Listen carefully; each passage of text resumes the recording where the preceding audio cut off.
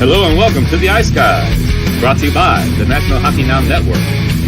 This is the show that takes you into the world of the National Hockey League. Every game, every day, from a betting perspective.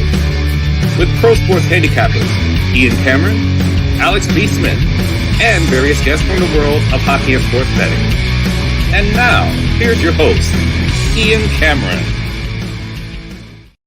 Welcome to the Ice Guys, presented by National Hockey Now. It is Tuesday, November 1st, brand new month. October is already come and gone, almost a full month into the season already. I don't know where it went to, but the season rolls along, and we're in November now, so another month ahead of us. A huge Tuesday card. We have 12 games on tap. Ian Cameron, Alex B. Smith with you, ready to break it down. 12 games, no time for recap last night. We're jumping right in with the Ottawa Senators, Tampa Bay Lightning.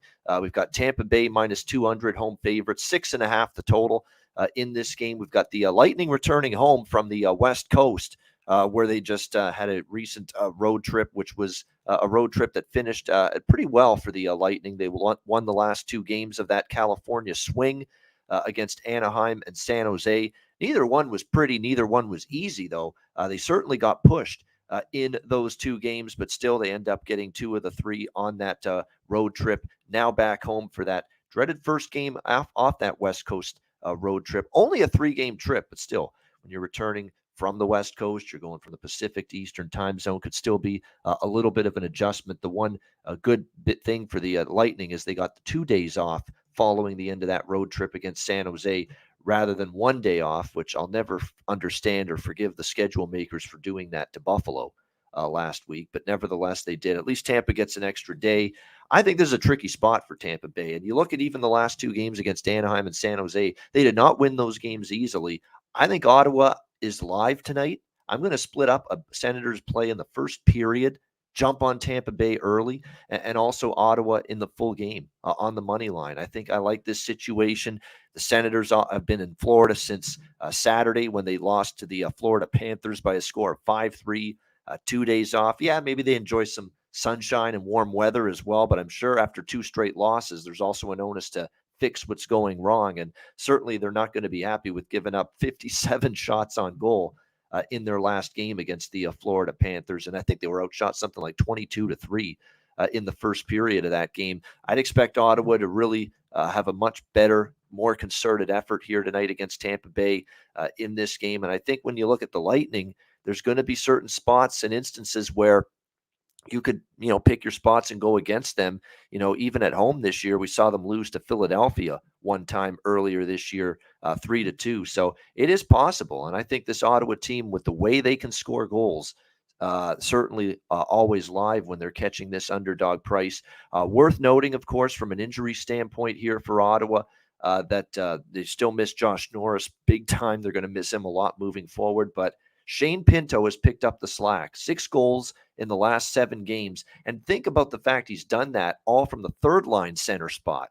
Well, now tonight he's moving up to the second-line center spot for the Ottawa Senators. And some books still have him as high as plus 400 to score a goal tonight. DraftKings, BetMGM, both of those books in particular with Pinto at plus 400. I was shocked. I was flabbergasted. I can't believe there's been no adjustment whatsoever in all these games where Shane Pinto's been lighting it up here for the Ottawa Senators. And plus 400, I think, is worth a look for him. On the Tampa side, I would rock back with Brandon Hagel, once again, who's been recently moved up to the top line. And you're still going to get some pretty good prices with him to find the back of the net tonight, as you have the last few games with Brandon Hagel for the Lightning. You can get odds as high as plus 250 with him to score a goal tonight, which is pretty damn good for a top-line player. So a couple of props I like, and I'm taking the shot here with Ottawa here, first period and full game money line split in this one. Smaller lean over the total as well. Alex, what do you think here? Sens Light? Yeah, this is when I'm looking at that first period over 2. You're getting plus 120. One spot has plus 125 for that. Like you said, Ottawa have been giving up shots in bunches, 57 in the last game, 39 and 31 in the 2 previous games before that. Tampa Bay, this might be one of those games where they can kind of, rally and get back to themselves and get back to playing hockey that, that they're used to playing, getting more quality shots on goal. They've been, kind of held to 30 shots or fewer, just taking a base look at that. They've been held to 30 shots or fewer and for each of the last 4 games. So this might be something to kind of cure what ails them for Tampa. They're winning games, but now they can kind of get on the roll. I think it's gonna be a back and forth pace. So I lean with the over 6.5 as well. It's a little bit high of a number. I like the first period over a bit more. We could see the defense kind of settle in a little bit, especially like you said, if Ottawa, if they don't really have their legs under them and Tampa Bay wants to play their style late, we know how they like to clamp down defensively. So that scares me off of that 6.5. But I like first period over 2, and I wouldn't be talk you out of that Ottawa first period look. At least I can see where they maybe get a jump early and take an early lead. And at no worse do they tie. You get the pushback on that plus money. So I'll go with first period over 2, but a lean with Ottawa in the first period and a lean to the over in the full game as well. All right, definitely. We'll see if Ottawa can take. I think this works out nicely for them. They get to stay pretty close in Florida. There, they were in Florida against the Panthers. Now they go up north a little bit to Tampa Bay, the central part of the state. Couple days off. Tampa coming off the road trip. I think it's a good situation. That's why I split it up. I think the first 20 minutes, that's really where you could see Ottawa at their best and Tampa Bay maybe at their most vulnerable tonight. Philadelphia, New York. We've got the Rangers minus 260 home favorites, 6 the total in this game. I don't have much of a strong opinion right now on this one. I mean, I certainly think the Rangers should win. But we have seen some erratic play from them at times. We've seen them return home, face weaker foes, and lose, like they did against Columbus, like they did against San Jose in October. So this is not always a spot where the Rangers always bring their best when they're facing an opponent that on paper they should beat. And the one thing you've got to do when you play Philadelphia is you better bring your work ethic. You better be ready to match them in terms of how hard they play, because that's the one consistent you've received from John Tortorella's Philadelphia Flyers team all season is great work ethic, a real commitment to team structure, defense. They've tried to improve at that end of the ice, and really for the most part, they've done a nice job. And to see the Philadelphia here at 5-3 to begin the season was definitely very surprising. But it shows you that sometimes will beats skill. When you have the will, when you have the work ethic, that is what has gotten the Flyers through here in this good start of the season. It doesn't hurt either that Carter Hart has really gotten back to the form that he showed in his rookie year with the Flyers. 5-0-1, 938 save percentage, 231 goals against average as well for Carter Hart during this stretch. So he's been very good this season. He's also been helped out by a coach that's preached defense, a team that is trying to commit to better defense, which wasn't the case last year, obviously, with the Flyers. That has helped. Still very much, though, a banged-up team, though, are the Flyers, which is even what makes this start of theirs more impressive. The fact that they haven't had Sean Couturier. Ryan Ellis, we're wondering if we're going to see him play again. JVR's on IR. Cam Atkinson hasn't played a game yet this year. Cam York on the blue line is now out. So a lot of injuries for Philly, and yet here they are still 5-3. Rangers return off a mini little 2-game roadie against Dallas and Arizona, winning both of those games. Rather surprising that Shesterkin got the start against Arizona on a back-to-back. But I think Gerard Gallant says, you know what? We got the win against Dallas. Let's not rest on our laurels that, hey, put Halak in against a subpar opponent and watch what happened against Columbus repeat itself against Arizona. So he said, no, I'm putting my best guy in there against Arizona, Shesterkin, and they got the victory in that game, wanting to, I think, get on a little bit of a run after a bit of a stumble the Rangers had. So Shesterkin in net, Hart in net for Philly. I'd actually lean under the total in this game. 6 is probably what I would play, if anything, before either of these two sides. What do you think here, Alex? Philly, New York Rangers. Yeah, and that was interesting to see, and it was kind of unfortunate for me and those of us who liked that first period over with Arizona and the Rangers. But, Shesterkin in that game against Dallas, for those who were watching the first period, he actually got tripped up and was kind of favoring his leg a little bit. Looked like he might have to come out of the game. He did stay and played well, but with that, I thought for sure we would have seen Halak go the next night in Arizona, so we didn't. So now, talk about third game in 4 nights for Shesterkin, and like I said, we've seen New York kind of play a little bit off kilter at times in that first return home. As a Flyers team, they're going to give the effort and energy, and like I said, the series is trending under. You throw out that blowout from a couple of seasons ago. These have been kind of tight, low-scoring games between these two teams. So lean to the under if you can grab a 6. I'm seeing mostly 5.5s around now at this point. So your time to grab that might have been gone. And if for a side, I think Flyers are a little bit overpriced, even though the Rangers, I think they still are one of the best teams in the league. But plus 230 is awfully high for what could be a bit of a tricky spot, especially if Shesterkin doesn't have it tonight with a third start in 4 games. He should still be somewhat fresh because we're just in the first month, but you just never know. So it would be a lean to Flyers. I wouldn't look at anything Rangers, even team totals. I would stay away from. So nothing official, but a lean to the Flyers at that big of a price. Yeah, it just has that feel, of a little bit of a dangerous spot for the Rangers off the 2-game road trip, playing this Philly team that just, they don't have anything close to the lineup and the roster, and especially the blue line that the Rangers have. Yeah. But what they do is they've brought that consistent. They're just, the puck battles. Philly's not losing a lot of those from what I've seen. They're winning a lot of puck battles, and that's just digging in and outworking the opposition. And that's what's gotten Philadelphia a lot of their victories this year. Now, that's going to have to continue because they're outmanned talent-wise, depth-wise, both forwards and blue line throughout the course of the season. But right now, they're making up for it with just, like I said, will over skill. And that could be an issue for the Rangers tonight because, sometimes they turn it on and off against these subpar teams at home. We'll see if they have it turned on. And they have a Boston Bruin game coming up Thursday, which I believe is an ESPN Plus game. So that game is probably more significant to them right now. But that's why this is a little bit of a tricky spot. We'll see if the Rangers get tripped up or not.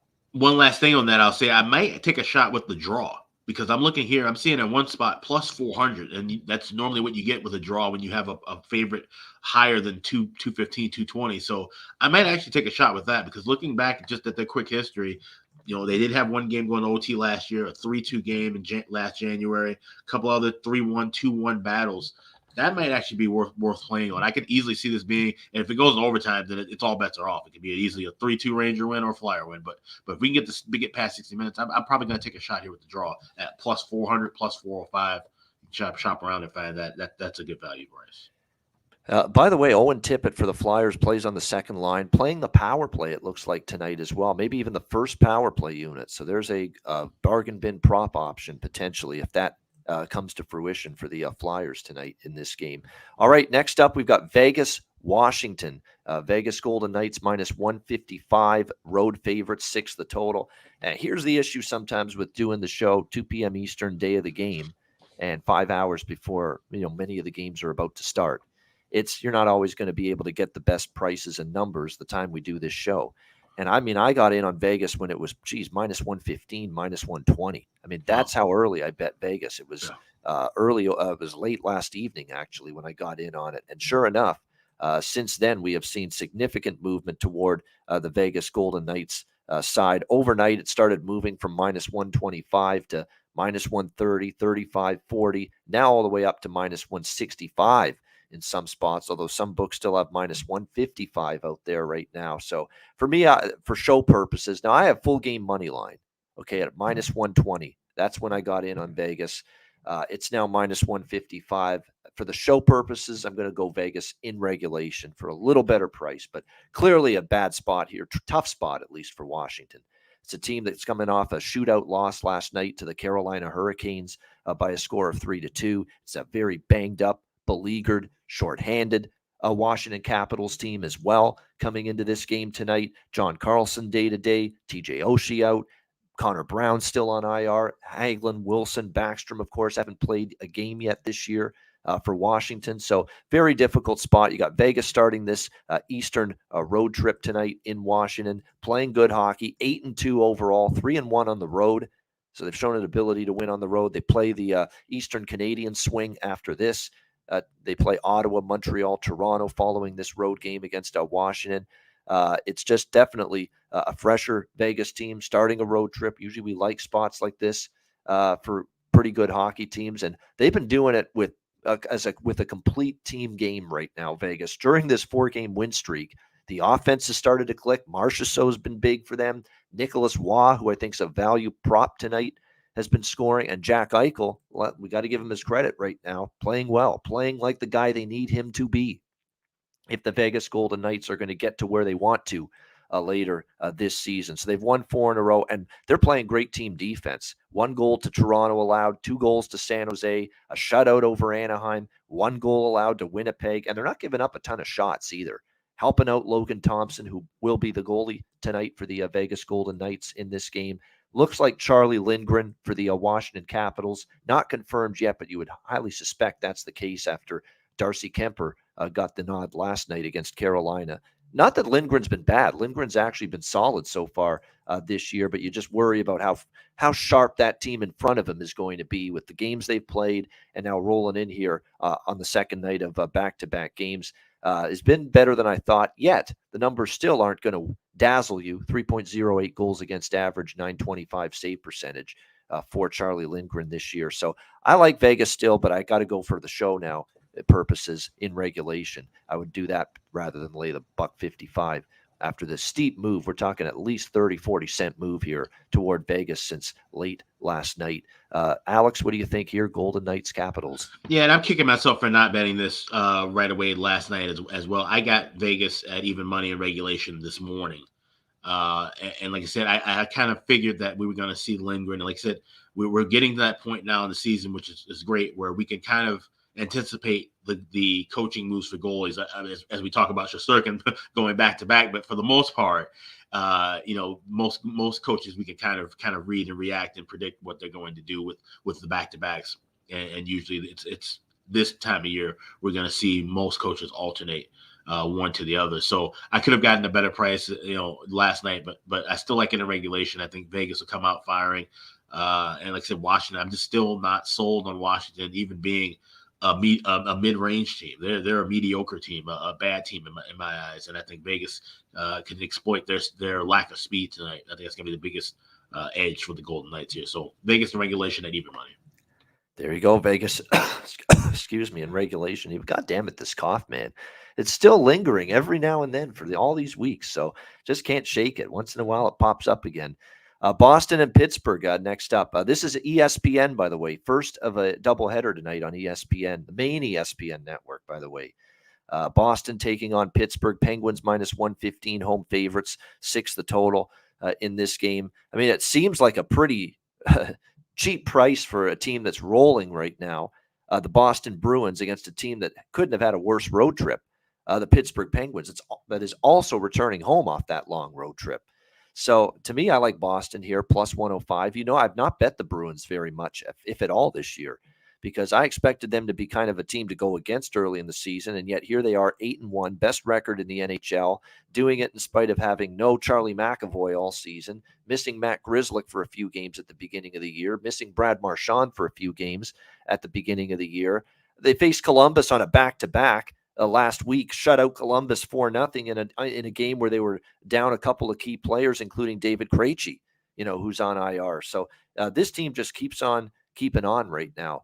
The Boston Bruins playing obviously some really good hockey. And it sure helps that, look, show me a good goalie and I'll show you a good coach and I'll show you a good team, right? It's sometimes that simple in the NHL. And both goalies, and especially the guy in net tonight, for the Bruins, Linus Ullmark has been terrific this season. No denying that whatsoever.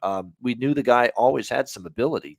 Buffalo was hoping he'd be their number one for as long as he was in that organization, but things just never panned out. He's kind of been hot and cold here in his tenure with the Bruins.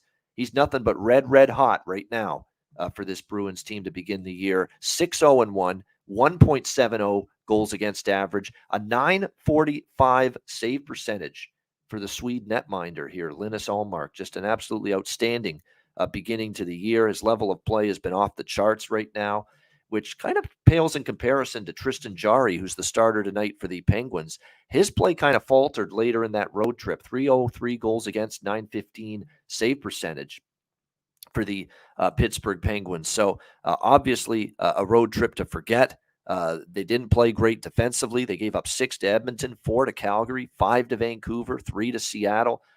So the defensive game kind of fell off. They also had Gensel and Zucker banged up for most of that road trip. They did come back against Seattle. I actually don't think they played that bad of a game against Seattle, but they ran into Martin Jones playing one of his best games I've seen him play in a very long period of time. I thought they deserved a better fate in that game, but that doesn't sugarcoat the fact or stop the fact that the Penguins are coming back home off a very long road trip here, 4 games through Western Canada, not playing good hockey. Obviously, they want to stop the bleeding, and you'd expect urgency to be there. But you know what Rick Jeanneret said when he retired from the Sabres broadcast booth: the mind is willing, but the body is unable. That could be Pittsburgh tonight. Yeah, the mind's willing to snap the losing streak. Yeah, the mind is willing to show that desperation and that urgency to finally get off the schneid and win. But is the body going to go along with that when you've been on a long road trip, the air miles piling up, and now you're back home for that first game? And, you got to play, a team that's absolutely scorching right now, the Boston Bruins. So I'm on the Bruins here at plus 105. Alex, what do you think here, Boston, Pittsburgh? Yeah, I really like this Bruins spot too, and it's funny because we talked about it at the end of the Penguins road trip about how I was hoping that for the Penguins to get a win, kind of wrap things up a little bit, and be feeling a little bit better about themselves heading back home off of a long road trip. But they end up losing, and like I said, they're just struggling now. They can't get out of their own way, and they're banged up. And now you're taking a Boston team, like I said, that's cruising right now. They've got everything rolling. McAvoy is due to come back in a month now. So that, they got, they can see the light at the end of the tunnel with some of these injuries. Marchand now being back in the lineup. He's not going to play in the back-to-backs, but, he should be available for this game tonight. So the things are just going really well for the Boston Bruins, where I thought, like I said, I was right there with you. I haven't been betting them or touching them because I thought they were going to take a massive downturn. And for Pittsburgh, it's kind of almost, at least in the first few games, the opposite, where they started off hot and now they've cooled off to where I kind of thought they would eventually kind of cool off and fall off to. Like I said, this is an aging core, guys. And now when we see the 3 games in 4 nights, the 5 games in 7 nights, pile up, will they start resting guys or will guys just start kind of accumulating injuries and missing spots out of the lineup? That remains to be seen with Pittsburgh. So, I probably won't have too many spots where I'm betting on Boston, but at a plus price still too, I'm definitely going with the Bruins here. For the Penguins, by the way, I mean, we know that Boston still has a couple guys out. McAvoy's close. Craig Smith is out for them as well. David Krejci, we know, has been placed on IR. We won't see him for a little bit. But for the Penguins, they've got no Jeff Carter tonight, and Chris Letang may miss the game due to an illness. Game time decision for him tonight for the Pittsburgh Penguins in this game. But, as far as props go, too, we do have some line shuffling, and that always piques my interest when the bargain bin siren starts sounding whenever we see some line changes and we see some guys moving up the lineup. And tonight for Boston, that's Pavel Zacha, who will center the second line between David Pastrnak and Taylor Hall in this game tonight. So Zacha, goal and points props make sense to me. You're going to get value with that here tonight as he goes up to that second line spot, centering that line tonight with David Krejci out. Zacha, by the way, to score a goal, I believe, is excellent value here tonight. Plus 380 at DraftKings for him to score a goal. 375 at BetMGM. So just outstanding value for a guy that's playing on the second line. Him to get a point, pretty reasonable as well. So that's definitely something to keep an eye on, take advantage of here, potentially here for the Bruins tonight, is Pavel Zacha to score a goal and maybe to register a point. Plus 400 at Bet365. Holy crap, even better if you go to Bet365 with the prop on Pavel Zacha for the Boston Bruins tonight. So, again, one of those situations where he's moving up the lineup, second line center, not priced like it, the kind of spots I love when it comes to the player props. All right, Montreal, Minnesota. We've got Minnesota minus 240, home favorite, 6.5 the total in this game. I'm taking a little shot on Montreal here. Nothing big, just a couple of pennies, if you will, but I think there's some things that make sense here. Minnesota's back home off a little road trip, and Montreal lost at home to Minnesota last week. It's a little short turnaround, avenging spot for the Canadians. And Montreal just continues to really show positive signs here under Marty St. Louis. I am impressed. I'm impressed with the firepower that we have suddenly seen from the Canadians here. I know St. Louis looks bad, and they looked bad again last night. So, maybe you don't want to draw too much attention to how good Montreal was Saturday night. That's now 2 just abominably bad hockey games in a row from the St. Louis Blues. But nevertheless, don't take it all away from what Montreal did. Suzuki is playing well. Cole Caulfield is just a absolute dynamo right now offensively. For the Montreal Canadiens, it's been one hell of a start to the season for him. We figured he was going to need to be tremendous, have a huge offensive season for this team. Figured he might, and boy, has he ever. 7 goals already for the Canadiens this year in just a handful of games. 9 games and 7 goals so far this season for Cole Caulfield. 2 against the Blues, scored against Minnesota last week. Now they've made the adjustment. I remember when Caulfield first joined this Canadiens team last year, you were getting plus 300, or 2 years ago, you were getting plus 300, plus 350. Now you're getting them not even at plus 200 everywhere. So clearly they've made an adjustment, as they should, that he's one of the elite goal scorers going right now. No question about that. So when you look at Minnesota, obviously it's a team that's gotten things back on track, at least to a certain degree. 3 wins in their last 4 games. They won 3 of the last 4 games of that road trip against Montreal, Ottawa, Chicago. Keep in mind, this has been a long road trip. This has been a long time away from XL Energy Center for the Minnesota Wild. They have not been back home since October 20th. So that's a pretty lengthy road trip. You're talking, 11 days or so. Played in Boston, Montreal, Ottawa, Detroit, Chicago. It's also going to be 3rd game in 4 nights here for the Minnesota Wild. A little bit of a rest advantage for Montreal. I think it adds up here to take a shot with the Canadiens at plus 210. Obviously, we know this team early in the season struggled on the road, but they're starting to sort that out in terms of their early season road woes. They've beaten Buffalo and St. Louis in back-to-back road games prior to tonight. I just like the price. I think in this particular spot and situation here, it's just a little bit too much of a number to be laying with the Minnesota Wild against a Montreal team that we know has shown the ability to rise up here and get the job done in these big upset underdog spots here the last couple of games.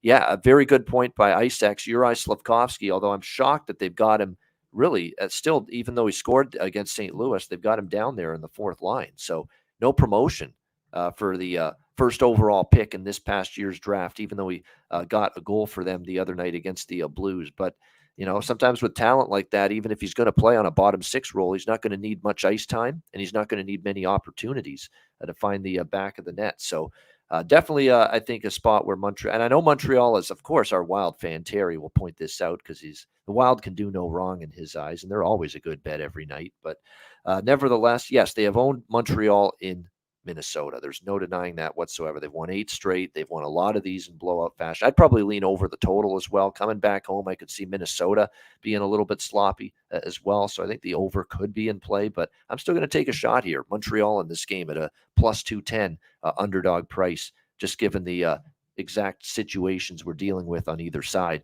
Alex, what do you think here? Canadiens Wild.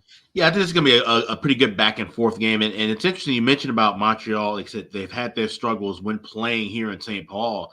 And if I'm not mistaken, they're one of 2 teams that don't do the normal routine. They don't stay at the same hotel as everybody else in the rest of the league does when they come here. They do things a little bit differently, and then maybe that's the reason for that. I'm not sure. That, obviously, of course, we've seen better Minnesota teams playing against some worse Montreal teams over the years as well. That has a lot to do with it as well. But there's just kind of whenever you look at teams doing particularly bad in one arena necessarily, you kind of look at the overview of things, whether it's, they're usually coming in on the second of back-to-backs, or if they have some kind of a routine that's slightly different. And in this case with Montreal, I believe that is the case. But, I think the offense is still going to show here. And Minnesota, for as well as they've played defensively on the road, they tend to just play at a higher pace themselves offensively at home, which I think will lead to some chances going. Put on a show, right? Yeah, right. And so that's the thing, where we talk about teams struggle to travel with their defense. It seems like it's kind of the opposite. The Wild travel with their defense and kind of leave their offense at home. I think they'll pick that pace back up a bit, but I think the Habs will still at least fare well and at least be able to kind of keep things rolling early. So I'm looking at first period over. Shop around for a 2. If you can find it at plus 110 is the price I'm looking at. If you see 1.5, maybe try to wait in game, but play it very quickly. It hasn't worked out lately for me. Like I did it yesterday. I was able to get a plus price with that Red Wings Sabre game, which, as insane as the final was, there was only 1 goal in the first period. So, like I said, you're still taking a chance here, but you want to give yourself at least the minimal risk and don't lay 150. Try to get a much better price adjusted. But I think this one should cash over 2, honestly, just not as well as 1.5. But I want to try to insulate myself. I'm going to give out 2 for the show like I've done before, but I'm going to try and play a 1.5 live at a better price option. Yeah, and keep in mind, too, Ryan Hartman out tonight, suffered an injury against Chicago on Sunday night in that game against the Blackhawks, upper body injury. and won't play here tonight against the Montreal Canadiens. I think that was in a fight that happened, or it was a short fight. It was in that scrum. Scrum, yeah. The scrum that happened when Domi went after Jost. He got Yeah. hit in that scrum. So Yeah, exactly. So Hartman out tonight. Marcus Foligno's missed the last game as well. He'll remain out. So, Hartman is someone they miss just because he gets things going, energy, throws the weight around, and offensively he can chip in every now and then. So he will miss his presence on the ice. I don't tonight. think they're going to miss him as much. I mean, that's his game, but lately he has been kind of absent from the score sheet. And when he does throw the body around, he's got himself in trouble and gotten them in the penalty box. So he might be, not long term. Obviously, you want him back in, but for tonight, he could possibly be an addition by subtraction. The guys kind of step up a little bit. Maybe he can kind of sort his game out, get healthy, and get back to, like I said, being that agitator, but also being a guy who can chip in as a top six forward as well. So he hasn't been his self, or at least what we saw from last year. Right. And we're still wondering to see if that was just kind of a blip in his career, or is he going to kind of regress back to being more of that middle line kind of checking and grinding player. Oh, you know what I'm going to do instead of putting the entire amount of my wager here on Montreal money line, I'm going to do the split with the team total. And I'm going to start doing that a lot more lately with some of these big dogs, where you're going to see games where they cash the team total, it goes over, but they still lose the hockey game. And you don't want to be in a spot where your entire bet goes down the tubes with the money line, when you could have also put a little something on the team total over and it would have won. So that's what I'm going to do here. I'm going to split it with the money line plus 210, and the team total, Alex, Montreal team total at Pinnacle is over 2.5 plus 102 plus Bryce on an over 2.5. That's amazing. And even some other books, I'm looking minus $1.20. That's a great. That's honestly something to just keep in mind in general. If you're looking at an underdog that's larger than plus 160, 170, chances are you're going to have that team total, unless you're talking about two teams that just freewheel and go back and forth, and you're talking about a total of 7. But you're going to most likely get a 2.5 at either a cheap price that you have to lay or a plus price. So if you think an underdog had the shot to win, that team total over 2.5, if you can get that, that's something to definitely kind of keep in mind with some of these bigger dogs as we move forward. Yeah, and by the way, your goalie matchup here is Allen for Montreal, Fleury for Minnesota. But hey, Marc-Andre, we're not in Montreal anymore, where you stand on your head every time you play this. Every time you play their period, doesn't matter who you play, you end up playing out of your mind. Good.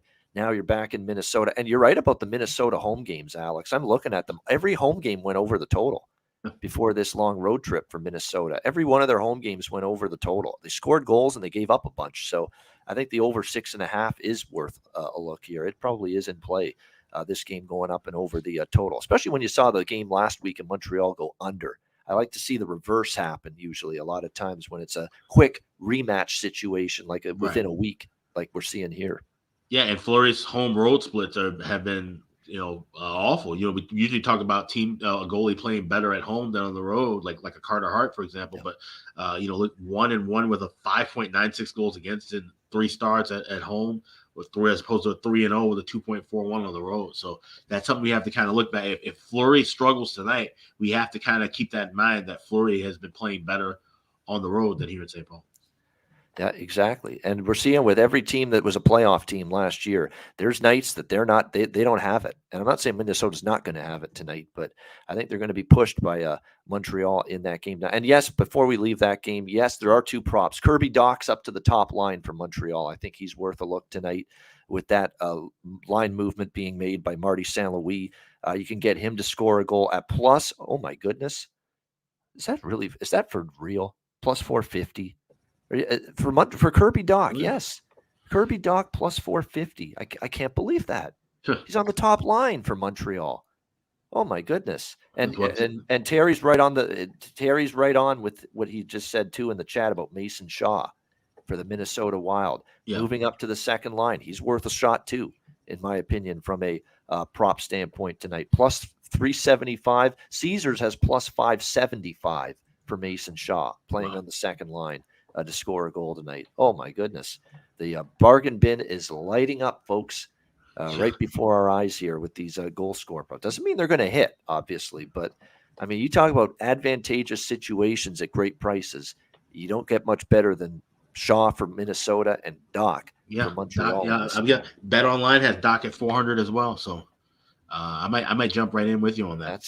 That's look, I feel so frustrated that Buffalo with 8 goals last night against Detroit, and I had Okposo playing on the top line. He's getting assists and apples all over the place for Tage Thompson's unbelievable night. 3 goals, 3 assists, 6 points, but not 1 goal out of him, unfortunately. Yeah. For Kyle Okposo last night, but he still had a great game. He's worth betting prop wise again next Buffalo game, even though he didn't score last night. It's going to hit if he keeps playing well on that top line. But Velarde hit last night. That was a good for 325 again with him. That's what you look for. You get just 1 or 2 of these to hit at these prices, and it's going to make for a nice night of profits with the props. All right, now we can finally turn the page. We got New York Islanders, Chicago Blackhawks.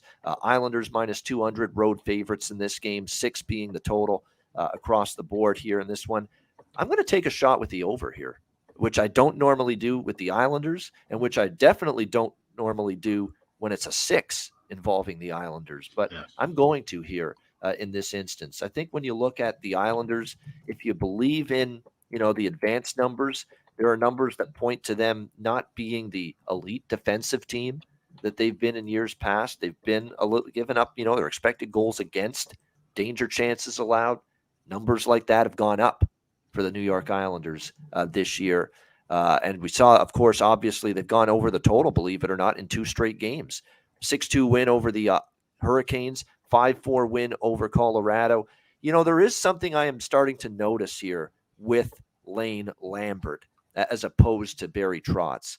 Lambert's not that rigid. You are going to definitely play a tight to the vest style of play. He's letting the horses out of the stable, a little bit more here with the New York Islanders. If you want to push the transition game a little bit more, we'll let you do it. We still obviously want defensive fundamentals and principles. That's not going to go away with Lane Lambert, all those years, maybe an assistant with Trotz, but he's letting the team have a little bit more, maybe creativity and flow offensively. Defensemen are activating a little bit more too. You're seeing Noah Dobson jumping into play a lot from the blue line in the Islander games that I've seen this year. He's probably worth a look as a bargain bin prop, or at least to get a point, because Noah Dobson, I keep singing his praises, rightfully so. He keeps getting better. He has 3 goals, 3 assists this season. He scored in the last game against Colorado, and he had 5 shots on goal. So you talk about a defenseman that's got the green light to shoot the puck at any time he wants. You're seeing that right now for Dobson with the Islanders. But, you look at the Islanders all of a sudden, really they put out Wahlstrom, on the top line. And since they've done that, they've all of a sudden gotten the goals to come in. 5 against the Colorado Avalanche, 6 against Carolina.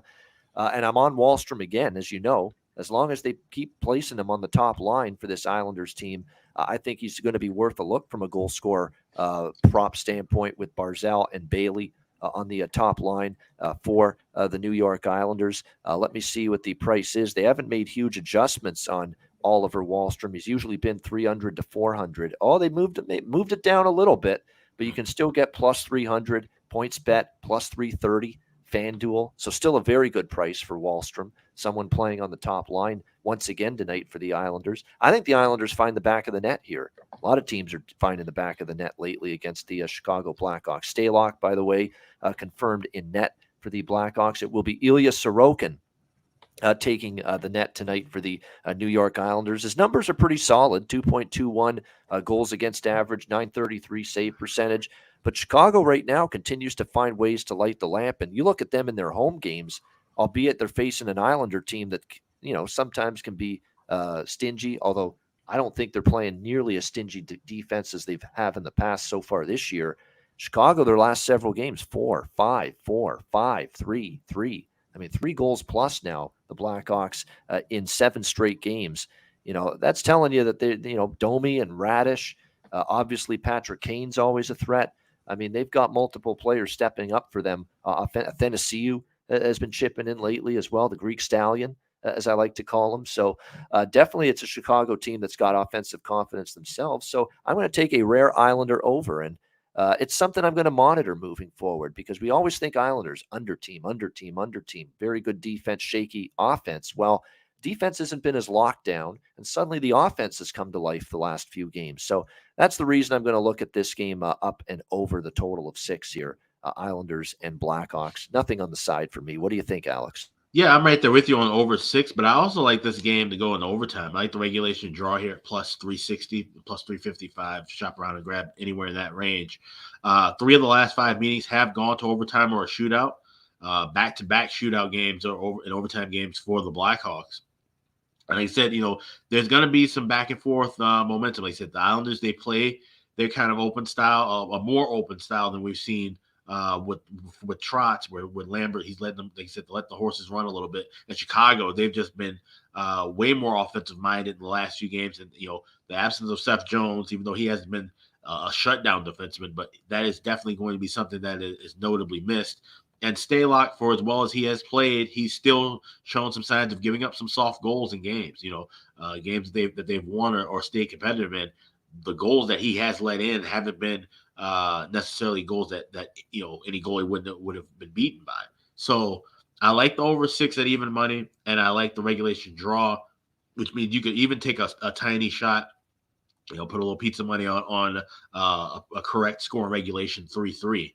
You get that, we hit both of our plays, and then you get a little bit extra. So maybe toss something on that as well. But I like over 6 and regulation draw. I got plus 355 for that. All right, there we go. Liking the draw at a nice plus price. And remember, Alex had a winner with Winnipeg Vegas on Sunday night with the draw. So the drop in play potentially here, and both of us liking the over. All right, LA Kings, Dallas Stars. We've got Dallas minus 140, home favorite, 6.5 the total in this game, depending on where you look. Clear Dallas spot, no question about that. When you talk about they haven't played since Saturday afternoon, that 6-3 loss to the New York Rangers, a game where they actually ended up losing Jake Ottinger, their goaltender, in that game due to injury. Scott Wedgwood had to come in, and Ottinger's going to miss at least a week, it looks like, and he'll be reevaluated at that point, but definitely going to miss him with the way he had been playing, just magnificent in net. You'll get Scott Wedgwood basically getting most of the starts for in the time being for the LA Kings. 0-2, 4.29 goals against, 880 save percentage, the numbers for Wedgwood this year. So that's what's going to keep me off Dallas here. They are rested, and at the price as well, minus 140. Especially considering LA, the way they're playing now. And they played really well away from home. Todd McClellan's team actually is 4-2 on the road this year. They played arguably even better on the road than they have at home. They absolutely thumped the St. Louis Blues 5-1 last night to open up this mini 3-game road trip, which concludes in Chicago on Thursday night. But tonight, LA has been playing good hockey. They've certainly been lighting the lamp offensively. You look at this stretch of play for them since they returned home from that previous road trip they had. They've scored 4, 4, 4, and 5 in 4 straight games. So they're playing really good hockey. I'll tell you what, even though it's a Dallas spot, I'm actually tempted at 2.5 with a King team total over in this game. 2.5. That way I don't have to worry about whether they win the game or not. Which I don't know if they will. I actually lean a full game over as well, because Dallas, you would think tonight, a tired Kings team defensively could be able to find the back of the net. The over 2.5 for the Kings team totals minus 134 at Pinnacle. I lean to the full game over. I was interested, believe it or not, pregame in Dallas with Dallas on the money line, but not with Wedgwood now in net, and not at the price either. I mean, it got to the point where minus 140. I don't love that price in this game quite as much, but we'll lean to a small look toward the Kings team total. I mean, over 2.5. It's one of those situations where even though it's a back-to-back, I worry about this spot for LA. You cannot deny what they have done offensively. I mean, when's the last time they have scored? They have scored just below 3 goals once, and that was a 6-1 loss against Pittsburgh. Other than that, since October 15th, they have scored at least 3 goals in every game. And that's all I need for the team total. So I think it's worth a look. Kings team total over and a full game over split for me is probably what I'm going to be targeting rather than the side. And of course, you know what I'm targeting prop-wise. Mr. Gabe Velarde. You know it. We cashed it again yesterday. Just a remarkable season. This guy wasn't even assured of being on the roster before the season started for the LA Kings. Look at him now. He's got 8 goals on the season. He's right there among the league leaders in scoring in the NHL. 8 goals, 5 assists, 13 points already for this guy, and minimal adjustment when it comes to his goal scorer prop, which I still got at plus 325 yesterday. It's finally starting to tumble. The best price you can get right now is plus 280 with Gabe Bilardi. It's finally starting to come down. The 300s are disappearing finally. It's about fucking time. Where have you been? You've been under a rock? The last several weeks. It's about time the price got adjusted. I'm not happy about it, but it's about time from an odds maker standpoint. They made some adjustment with this guy. They finally have, but even at plus 280 with as hot as a pistol as Gabe Bilardi is right now, very difficult to not bet that goal scorer prop. Consider Kaliev for LA, Grunstrom, some of these depth guys on the Dallas side of things. Wyatt Johnston is getting chances. He scored a couple of times, and again, you're getting great value on his player props. And again, he doesn't have many games left to showcase himself because Dallas is going to have to make a decision whether to send him back to junior or not. But he's chipped in multiple goals, and Wyatt Johnston for Dallas you can get at plus 380 in some spots to score tonight. Alex, what do you think here, LA, Dallas? Yeah, I like this over 6 at 120. Like I said, with Wedgwood in net and the Kings offense. But I think Dallas will also be a little bit more inclined offensively, especially after the way that they kind of just laid that egg in that game against the Rangers. I think they'll be more inclined to get their offensive production up a little bit and increase their shots on goal as well. So I think this is going to be a good back and forth pace. Maybe catch LA, kind of feeling themselves after what was, I think, a great win, 5-1. Jonathan Quick once again making some big saves, stepping up against St. Louis, something he's done virtually his whole career. Like I said, the brilliance, they come in flashes with Quick. Sometimes he can have a stinker of a game, and then sometimes he can kind of go back into his vintage mode and make some big saves. And that's what he did, especially late in that contest last night. So I don't know if he'll get the start again. More likely probably be looking toward Cal Peterson. Peterson's been okay.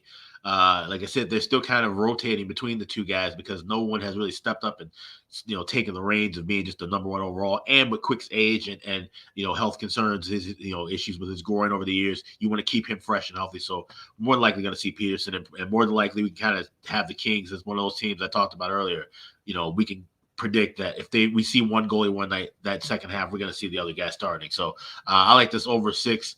Nothing will decide. Like I said, if you like Kings, you probably best bet's probably to go with the team total. Same thing with Dallas. I don't want to take them in regulation. If you like them, maybe look for a team total or try to look for any game price. Maybe you watch the game and see LA scores first, and you get a better adjusted number for Dallas to come at. All right, Nashville, Edmonton. We've got the Oilers minus 165 home favorite, 6.5 being the total in this game. The Oilers, of course, coming off another hotly contested edition of the Battle of Alberta, a 3-2 victory, their 4th straight win for the Edmonton Oilers. Remember, they had that 2-0 shutout loss against St. Louis at home, and they have won 4 straight ever since then, beating Pittsburgh, beating St. Louis on the road in the rematch, Chicago, and then the win against Calgary, 3-2. And another great performance Saturday night in net from Stuart Skinner for the Edmonton Oilers. Outstanding. Once again, he was in between the pipes. But back we go to Jack Campbell tonight for the Oilers, who has been confirmed as the starting goalie tonight for the Oilers. Should be UC Saros, you would expect, for Edmonton. But again, when it comes to Jack Campbell, the pressure's on him because he's continuing to play up and down, more down than up, honestly, this year. Remember that last start, they won with Jack Campbell, but he still gave up 5 goals against the Chicago Blackhawks last week. So it's been a struggle. It's been an adjustment for Jack with his new team. 3.88 goals against average and an .888 save percentage here for Campbell coming into this game. Obviously off the big win against Calgary, returning home from that little 3-game roadie for this one against Nashville. Predators continue to struggle. They have had a rough start to the season. 3-6 so far this season for Nashville. They beat St. Louis on a back-to-back with Thomas Greiss in net. Maybe I was thinking that was going to be a turning point for Nashville. And what happened? They play Washington a team that lost Oshie and Carlson to injuries Saturday night, and they still shut out the Nashville Predators 3-0 in that game. So much for the St. Louis win being a bit of a positive and a momentum booster for the Predators. That being said, I do like something involving Nashville tonight. I'm going to take their team total over 2.5 here in this game tonight. This is just, we haven't seen Jack Campbell shut the door yet. We do have a team that is coming off a shutout loss. So you know that the focus is going to be, we got to score goals here. We can't get shut out again. We got to get our offense going. And I could see Edmonton having some slip-ups defensively tonight. After the win against Calgary, I could see this being a little bit difficult for Edmonton now to muster up that same emotion, intensity, focus at the defensive end. And we've seen this with Edmonton. They win a few games, things start to look good again. They come home, they're facing a struggling Nashville team, and it's a battle for them, and they're making gaffes with the puck, and they're giving up easy, weak, loose coverage in their own end. I've seen this a bunch from Edmonton, and they've got a goalie that is fighting the puck a little bit in for them tonight. So you can get Nashville at Pinnacle is always one of the bargains for these team totals. 2.5. You got to lay a little juice, but minus 159, I don't mind it because I think there's a very good chance we get 3 goals tonight from this Nashville Predators team. So rather than trusting Nashville to win the game, which I do not against this Edmonton team, I would rather just go team total. Think they can get to 3 goals because as we've seen with Jack Campbell, he's given up 5 to Chicago. He's given up 4 to Carolina, 3 to Pittsburgh, 4 to Calgary, 3 to Vancouver. He's given up basically 3 goals or more in almost every start. So I think at the 2.5 number, the Nashville team total is worth a look. Alex, what do you think here, Preds, Oilers? Yeah, I get where you're coming from, looking at Campbell with that in that vein and saying that he struggled. Can he get things right? But I think this might be the spot where him and the Oilers, obviously the Oilers continue to roll, but I think Campbell can really get his bearings under him in this spot because the Oilers have dominated Nashville over the years, and this is not your average Nashville team. This is a Nashville team that's really worse. This is a Nashville team that doesn't have that resiliency to kind of punch back after having a bad loss or a shutout loss. I don't trust in them to do that. I trust in them to kind of lose in bunches. That's kind of the decline I anticipated from them at the beginning of the season. So I definitely like Edmonton here. I played them in regulation minus $1.15. I like that first period over at 2 around plus 110, plus 115. Like I said, if Campbell should falter, I think it'll happen earlier than later. I think he'll maybe settle in over time. And with Nashville, I just see goals a bunch. Everybody in the chat talking about how Leon Draisaitl was dominating against Nashville, 17 goals in 9 games. That's a hell of a run. And for Edmonton, of course, to keep winning, they're going to need Draisaitl and McDavid to step up. And if this is the team that they play well against, maybe that's somebody to look for from a player prop perspective. But I just think overall the Oilers put together a good win and take care of business at 60. So I like the Oilers. Regulation money line minus $1.15, and I like that first period over 2 at any plus price between plus 10 and plus 115. There you go. First period over, and Edmonton in regulation for Alex with the Oilers and the Predators. For me, there is one prop I like for Edmonton, the Nuge. Top line, he's producing. He's almost plus 300 in a lot of places to score a goal. He's got it going a little bit right now for the Oilers and taking advantage of playing on the Oiler top line in recent games. So I would say keep rocking with that. We've cashed a couple now with the Nuge since he's been moved up by Jay Woodcroft to that top line alongside Connor McDavid and Zach Hyman. So definitely something to keep in mind here that Nugent Hopkins has certainly been producing a lot more these last few games since that move up the lineup for Edmonton. All right, Seattle and Calgary. We've got the Flames minus 220, home favorites, 6.5 the total. In this one, hopefully Jonathan Huberdeau doesn't have to take a shit in the first period of this game tonight after what happened, according to the head coach, Daryl Sutter, in the last game against Edmonton. But Calgary probably wins this game. They're off that 3-2 loss to Edmonton. I don't trust Seattle against good hockey teams yet. I mean, when you look at the Seattle Kraken victories recently, they faced Buffalo at the end of the long road trip. They beat them 5-1. The win against Pittsburgh as well, same thing. I mean, Pittsburgh at the end of a very long road trip. And really, they did get outplayed. It was just Martin Jones rose up to the occasion and had one of his best games and was able to hold off Pittsburgh, and they were able to get the 3-1 win in that game. So Seattle's really taken advantage of bad spots, for the opposition with each of their last 2 wins. That's not necessarily going to be the case here. Calgary's rested. They're off the loss. Dan Vladar in net. I have no issues with Dan Vladar. Dan Vladar is capable, in my opinion. His numbers so far, 3.03 goals against, .896 save percentage. But keep in mind, the one start he made was against Edmonton, and I thought he played pretty well in that game. Honestly, he held that team to 3 goals, and they won that game. The Buffalo game was a game where actually came in relief of Markstrom that night. So really, he's only had the one start this year, which was the Edmonton game. So he really is. He's 1-0 as a starter this year. Dan Vladar, he won that Edmonton game for the Calgary Flames in Edmonton early in the season. So, yeah, Hubert, that's pretty funny there. Hubert O'Shits over 0.5. Yeah, very good, Po Buddy Snurfic. Well done, my friend.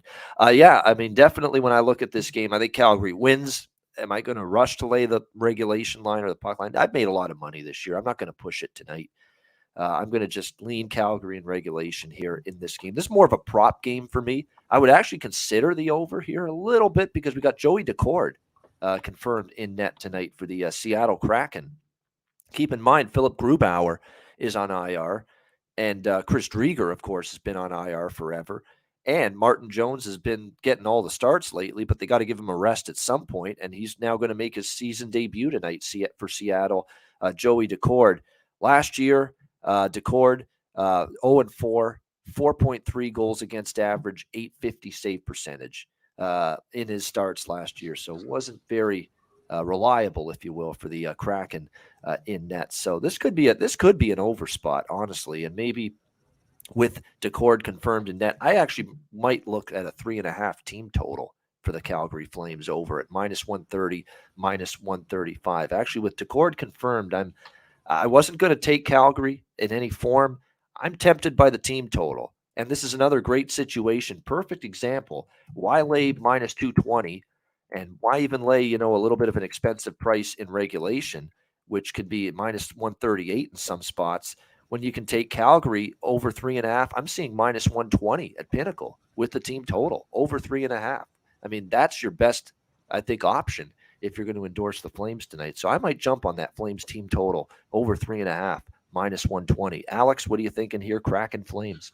Yeah, that makes total sense. Like I said, Decord's kind of a bit of a wild card. Of course, the year before he ended up getting picked up by Seattle, he missed a year, had ACL reconstructive surgery, and kind of took some time. So you just wonder where the trajectory of him is going as just a goaltender in the league. With that being said, and Vladar, I don't think he's cooked. I know I saw Jarek Rubel in the chat saying that Vladar had a strong preseason, but he just hasn't had the time to really get into. He was very good against Edmonton, I thought. That game. I do too, and I still think this is one of the strengths of Calgary is the fact that they have a good goaltending tandem back and forth with Vladar and Markstrom. So, like I said, I think this number is a bit inflated, and that's because of Decord obviously getting the start for the Kraken. I like this first period over, but I want to grab it live. I don't even want to lay 150. I want to wait, and we might be able to even get this at a bigger plus price or even a half a goal if we see the defense kind of really clamp down because of, like I said, with a third string goalie, maybe Seattle realizes, hey, we got to just be a bit more mindful defensively. Let's keep the puck in front of us rather than behind us a bit more. And make sure to have clean breakouts, especially against a defensive team like Calgary. So I think you might be able to get a good shot with especially if you have like a bet MGM, maybe even a 1 over any game. So you just need the 1 goal to push and a second goal to get you over there. So definitely a live spot for some first period overs, depending on what book you have. But that's the only thing I'm going to look at here. Like the Calgary team total over makes total sense. If the cord's not sharp, then they should be able to kind of maybe name their score against them. Good points there. If you're going to bet Seattle props, load up on the top line. That's the only line doing anything right now offensively, consistently, for Seattle. Jaden Schwartz is on fire. I mean, that's someone to consider right now for the Seattle Kraken. He has really been good offensively of late. If they're going to score goals, it's going to be probably that trio. It's going to be Jaden Schwartz. It's going to be Jordan Eberle, who finally scored, and it's going to be Matty Beniers, of course, who has been very good of late, scoring goals in bunches. Beniers and Schwartz in particular are pretty good options. They expected Burakovsky to give them a shot in the arm offensively, and he's kind of been quiet the last several games. He's gone 5 of the last 6 games without a goal. They expected offense too when they got him from Columbus, Oliver Bjorkstrand, but you haven't been able to find him with a telescope on the ice the last several games. He's on a bit of a drought, failing to score in 9 straight games for the Seattle Kraken. So, again, if Seattle's going to score, you got to look at Beniers and Schwartz in particular. I think those two guys. For Calgary, there's a couple of props that fit the Ian Cameron bargain bin 4 factors. Guys moving up the lineup. Andrew Mangiapane, top line tonight for the Calgary Flames. We like those situations. Take advantage of them. He'll be playing with Kadri. And Kadri, by the way, is the first-line center tonight for the first time all season. Bumping Lindholm down to the second-line center spot, which makes sense. Lindholm's kind of been, underwhelming to begin the year after an incredible season last year. And we know Sutter loves Kadri, as he should. Kadri's been terrific so far. So Kadri's now the top-line center, and Mangiapane will be his right wing mate on that top line. It'll be Kadri, Mangiapane on that top line, as well as Huberdeau on the left side. And here's one that it's a bit of a reach here, but he's playing with Lindholm and Toffoli on the second line tonight. The big rig, Milan Lucic for the Calgary Flames, a second line opportunity for him tonight in a top 6 role. And I saw him set up Brett Ritchie for a great goal against Edmonton Saturday night. And you know what? You put him in players that, are offensively good, like a Lindholm and Toffoli. He could go crash the net. The puck can hit him in his rear end or off of his back or off a leg or a shin or something and go in the net because he crashes the net and he ends up scoring a goal in that fashion. And if that happens, you could cash a plus 500 or plus 550 ticket with Milan Lucic tonight to score a goal, which is where his price is in a lot of spots. So there you go. That's a reach. We know this is not the second coming of Austin Matthews or anything when it comes to scoring goals. But what we know about Milan Lucic is he's playing with good players offensively. He's going to crash the net. That's what he always does. And he could have something bank in off him and find the back of the net tonight. And keep in mind the matchup, too. You're talking about a guy who hasn't played net for a while and had rough numbers when he did play last year. So Milan Lucic, again, that real bargain bin look tonight for the Flames. All right, New Jersey, Vancouver. New Jersey minus 115, road favorite, 6.5 the total. I don't want to step in front of either team, honestly.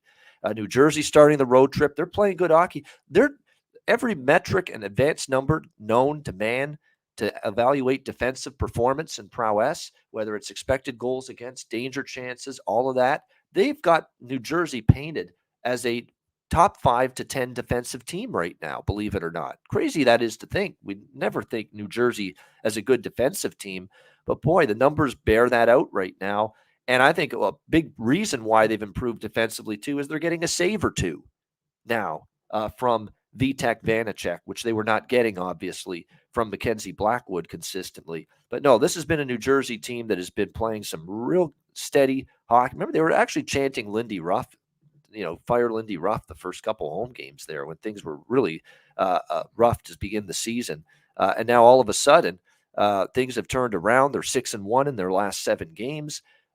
It's been a nice run for the Devils. They shut out Colorado 1-0. That's very hard to do. And then they pummeled Columbus 7-1 on Sunday afternoon. So this Devils team is playing well, but don't look now. And I said the moment they beat Seattle and got that first win of the season, watch the Canucks go on a run from here and put some wins together. And sure enough, they followed it up even on a back-to-back. After that first win of the season against Seattle, they beat Pittsburgh 5-1. Very impressive fashion. So I don't want to fade either team. So it's an easy pass for me from a side perspective.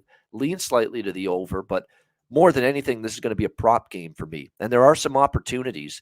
New Jersey, Fabian Zetterlund, top line. He scored against Columbus, playing on that top line for the New Jersey Devils. You're getting great prices with him once again. There's been very little adjustment. He's plus 460 in some spots to score a goal tonight, playing on the top line for the New Jersey Devils. Absolute terrific value right there for Zetterlund, playing with Hischier and Tatar on the second line. I wouldn't talk anyone out of Jesper Bratt. That guy is a streaky bastard when it comes to scoring goals. And right now he's on the good side of the streak. He had a slump to begin the year. He's got it rocking right now for the Devils. He's plus 260 in some spots to score a goal tonight. So Jesper Bratt is worth a look, in my opinion. Eric Howle's moving up to the second line. Could maybe look in his direction for a goal scorer prop. Miles Wood at plus 350, by the way, for him. Miles Wood for New Jersey is going to get power play time. He's plus 400 in some spots. And here's the real bargain bin.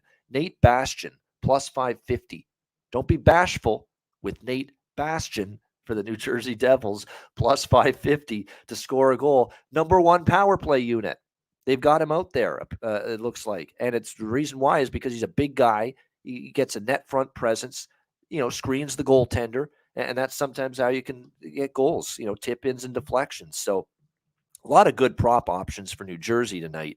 For Vancouver, Kuzmenko is probably worth a look. He's starting to get it going. Mikheyev as well. And I'm taking a shot with Jack Studnicka, who just recently got traded from Boston to Vancouver and is going to make his Canucks debut tonight, playing on the third line, but he is very motivated and a player to show what he can do. That things didn't go well in Boston, but this was a guy that has some offensive upside. It didn't show with Boston on a consistent basis. I'm going to roll the dice that Jack Studnicka has a nice debut, an impactful debut for the Vancouver Canucks tonight, and you can get him at plus 575 at Caesars to get a goal. So this is a great prop game, in my opinion. Alex, what do you think? New Jersey, Vancouver? This is a pass for me. I've already got quite a few plays, and I didn't really like anything in this spot, so it's just a pass.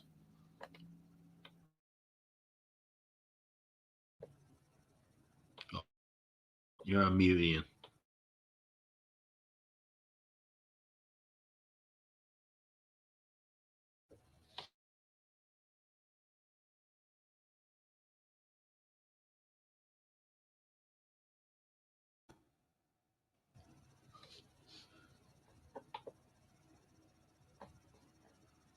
Oh, sorry about that. I'm on mute. I apologize for that. There we go. I was just saying nothing wrong with Alex passing with that last game on a big card like this. Florida, Arizona at Mullet Arena.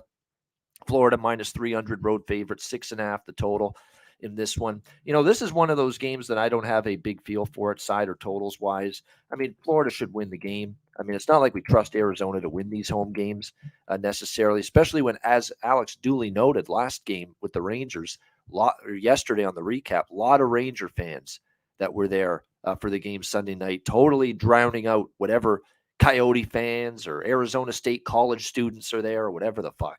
The road fans were outweighing the home fans, so it's not much of a home ambiance, if you ask me, for the Coyote. Florida should win, but I'm not laying this kind of price. Maybe a Panther team total if I'm going to get involved in anything, but this is more of a prop game. There are a couple props that I like here. Brandon Montour, number one power play, quarterback of the power play since Aaron Ekblad went out.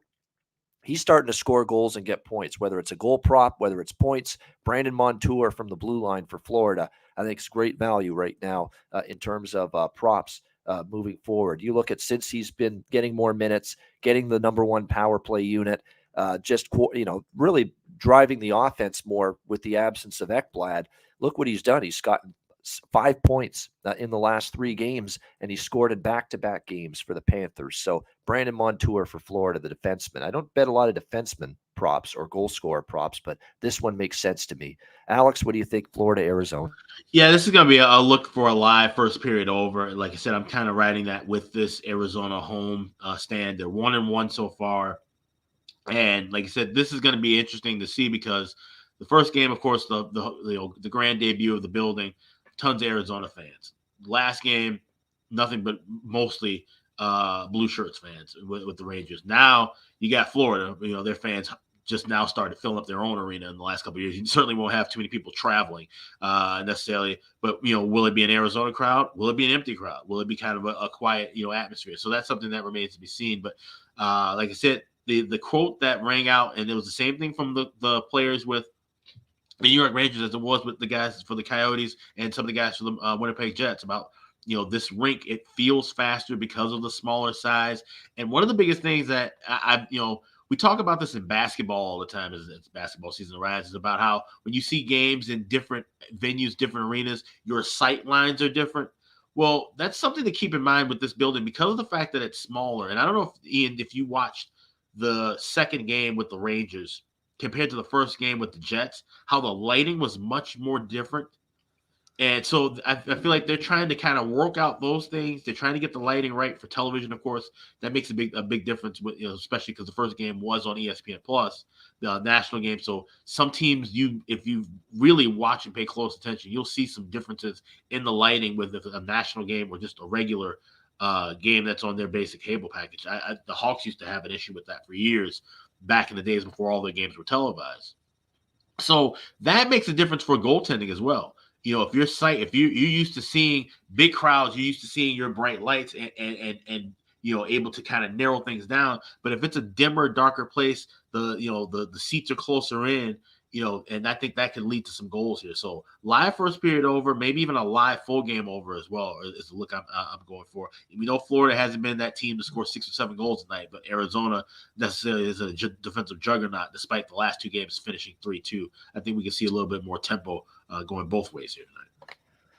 There we go. Something to keep in mind. Yeah, we're still learning about this new building. The crowd noise, percentage split of home fans for the Coyotes versus the road fans, the boards, which have been very lively. We've talked about that multiple times.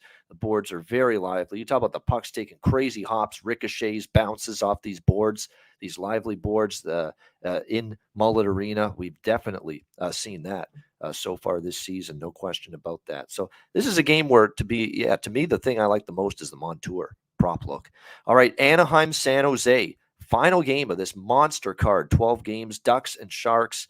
San Jose minus 130, home favorites. 5.5, believe it or not, is the total in this game. You're not seeing things. 5.5 at DraftKings, Bet Online. There's multiple books that have 5.5. Some books have 6, but there are some that have 5.5. If you can find a 5.5, I have to endorse the over. Have to. You don't get 5.5s very often here. It's not like the Anaheim Ducks are shutting it down defensively this season the way they've played. I think Anaheim certainly has struggled at that end of the ice. Gibson continues to be, unfortunately, a carryover of last year for the most part. Although, I will say this, he made one hell of a save against Mitch Marner in overtime against Toronto right before the Ducks got the game-winning goal from Trevor Zegras in that game. No question about that. But it was a better game from Gibson, but he's still got a long way to go. Now, Anaheim had been trending under. I think that might be part of the reason why this total's as low as it is. San Jose is starting to get their offense going a bit, though. You look at them on this homestand, they've put 4 and 3 on the board in each of their last 2 home games against Toronto and Tampa Bay. We'll see if that carries over to this game tonight against a Ducks team that we know can still give it up. But I think Anaheim, honestly, Alex, is going to use that win against Toronto as a spark, a little bit of a positive momentum boost, if you will. And coming into this season, it hasn't played out that way because Anaheim has greatly underachieved, considering I thought this would be an improved team. They're only 2-7. San Jose 3-8. I actually thought Anaheim would certainly be better than San Jose this year. Right now, San Jose's got 1 win more than Anaheim, but it's also given you the price that we see in this game with Anaheim struggles. But I think now they're going to turn it on a little bit, go on a little bit of a run, get some confidence from that Toronto win in overtime where they came back. And let's not forget the schedule that they've played so far, Alex. Let's not completely throw Anaheim in the dumpster. They play the Rangers, a Devils team that's played a lot better than people thought, Boston, Tampa Bay, Vegas, Toronto. I mean, that's been a pretty grueling schedule here for Anaheim. Strength of schedule, I mean, you can't knock it. It's been a tough one for the Anaheim Ducks. I think now we buy low on Anaheim. They finally get a win. And I think they can go into a little bit of a streak here. And anytime San Jose is a favorite, I'm interested going against that. We're not going to see San Jose favored very often. Give me Anaheim here, plus 110 in this game, and also over 5.5. And also Trevor Zegras to score a goal. He's heating up right now the last few games, and they still don't have him priced where he should be. You're not getting the biggest Ian Cameron bargain bin price with Trevor Zegras to score, but you can still get plus 220, which I think, to me, he's underpriced. He should be closer in that plus 180, 75 range right now with the way he's starting to really start to go on a tear potentially for the Anaheim Ducks. So I'm going to be looking at the Zegras anytime goal prop tonight as well. Alex, what do you think here? Ducks, Sharks. Yeah, 5.5 is a strong look, but what I'm looking at here is kind of a different prop, something I don't normally play. I'm looking for the highest scoring period, second period plus 225. That's available at Bet Online. You can find that at many other books as well. And looking at, thanks to Chris Otto, the charts that he's given us, you look at San Jose, and then 3-7 in the first period, last 10, but 9-1 and 10 out of 11 games going over 1.5 goals in the second period. And then they crater back off into the third period as well. So that tends to tell me that, they're making those adjustments, the long changes affecting them a little bit. And that's something that we could kind of see play out here. So like I said, a lean with that full game over, but I like highest scoring period to be second period at plus 225. And just ever so slightly in the Anaheim, because they have dominated in the series history. They are a better team than San Jose. Like I said, they've had kind of a rough go of it schedule-wise. But I think the second period highest scoring, I think that's a good prop and a decent price there, plus 225. I like it. I mean, if you're using that great info that Chris Otto provides, and it is great with the totals charts, and you notice that both of these teams have had an uptick in scoring in their games in the second period, that's a good way to look. Obviously, now they're playing head-to-head. So like in the second period to be highest scoring, I'm on Anaheim. I'm on over 5.5. And I'm also going to look at Zegras to score a goal in this game tonight. By the way, all female crew for ESPN tonight. This is, I believe, the ESPN doubleheader game. I think, it's Anaheim. It's the second. Leah Hextall and Cassie Campbell-Pascal working this game. Cassie's the analyst. And yes, Leah's the play-by-play for this game. You got to suck it up and deal with it. It is. Well, it could be worse. We could have the San Jose feed with Randy Hahn. So this is actually an upgrade. Pick your poison. Up in Alex's world. I'll probably listen to Anaheim radio as well.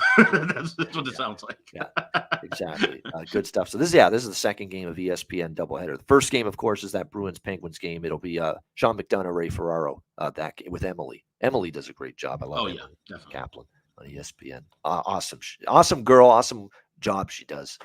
Great questions she asked, too. She's the reason that we got that great, memorable quote out of Deming last year in the playoffs. Spicy pork, not good. Not good. Hopefully our picks are good tonight for this Tuesday NHL card. Great stuff. Hit the like button. 210 live viewers on YouTube. Hit the like button. We appreciate it.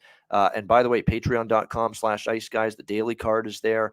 Charts, totals charts. I have not been, it's been so hectic. I haven't gotten to posting my updated power ratings. I'm finally going to do that probably late this afternoon. So make sure you check that out on the patreon.com/ice guys page, just $10 a month. So check that out. Yeah, definitely. Like I said, we got some more video content coming up soon. We got a couple things that we're going to be working on. And of course, as we get closer into this year, we'll get a little bit of downtime with some of these slower slate days. So that's when we'll try to target in getting some stuff up. So it'll be kind of sporadic. We might record some things, but then it may be a week or two away. So, kind of give us some time on that end. But there's definitely a tons of content. Like I said, we're updating the charts at least twice a week. I know for my goalie charts, I'll be doing an update on Wednesday. And any days that are slower on the card, like we had Monday, like we have coming up in the next couple of days, that's when I'll start doing some of my updates as well. And here we go with these unbalanced schedules for the NHL this week. 12 games tonight, 2 games tomorrow. So it'll be a very short show tomorrow on the Wednesday edition, and then back to 13 games on Thursday. So we're in that time of the right now where it's just, very few games one day and a shit ton of games the next day. That's the way it sometimes works. All right, let's wrap it up with best bets for this Tuesday night NHL card. Alex, we'll start with you. What do you like for best bet? Yeah, we'll skate out to the Steel City. We got Boston and Pittsburgh playing. Boston red hot right now, much better than most people anticipated, myself included. And then Pittsburgh had that hot start, but now they're struggling. They've lost 4 in a row, coming back from a tough road trip, but they did not fare well, losing the 3 games, only able to get 3 goals combined in those 3 contests that they lost coming back home. I think Boston's in a great spot, and you can still get a plus price around even money or $1.05. I'm going to go with the Bruins as my best bet tonight. There you go. Boston Bruins against the Pittsburgh Penguins, right around even money. Boston for Alex B. Smith with his best bet. My best bet is going to be the last game we talked about. Quack, quack, quack, quack. We're going with the Anaheim Ducks here. This team has greatly disappointed me for someone that has them over their point total. Not the start they wanted, but they finally get a comeback, much-needed win. They faced a tough schedule. I'm not buying San Jose as chalk. I'm willing to take a position against that they're favored for one of the few times this year. Anaheim plus 110, best bet for me for this Tuesday card. That'll wrap it up. Thanks to everyone in the chat for joining us. Hit the like button on the way out. We appreciate it. A reminder, the Ice Guys is live 7 days a week, Monday to Friday, 2 p.m. Eastern, Saturday and Sunday, noon Eastern. If you can't watch the show live, download the Ice Guys podcast in audio form on all major podcast platforms, Google Podcasts, Apple Podcasts, Spotify, Stitcher, iHeartRadio, Amazon Music, and more. Download the podcast when you can't watch the show live. For Alex B. Smith, I'm Ian Cameron. Have a great Tuesday night. Enjoy the games and good luck. And we will talk to you again tomorrow on Wednesday for another edition of the Ice Guys presented by National Hockey Now.